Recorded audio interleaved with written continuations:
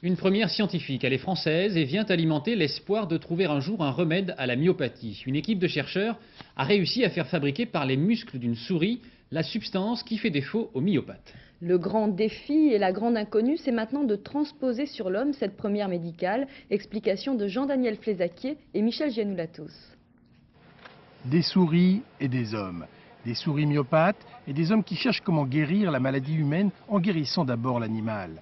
Des hommes qui avancent, grâce en partie à l'argent du Téléthon, et qui ont pour défi de restaurer l'aspect normal du muscle malade. L'aspect normal du muscle, c'est cela, vu au microscope.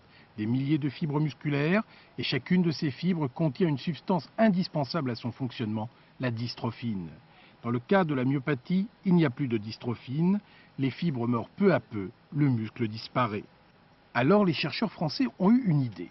Ils ont pris un virus qu'ils ont rendu inoffensif, ils ont introduit dans ce virus le gène de la dystrophine, gène qui normalement fait fabriquer cette substance par les cellules musculaires, et ont injecté le tout par voie intramusculaire dans la cuisse des petites souris malades. Ils ont eu la joie de constater au bout de quelques mois que près de la moitié des fibres musculaires avaient retrouvé un aspect normal.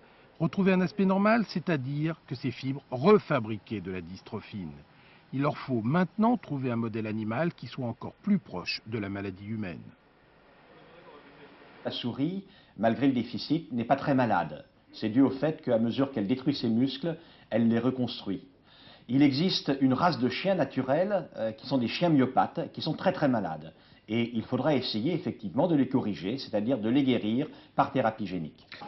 Mais le vrai défi sera de pouvoir atteindre les muscles profonds, comme les muscles respiratoires ou le muscle cardiaque.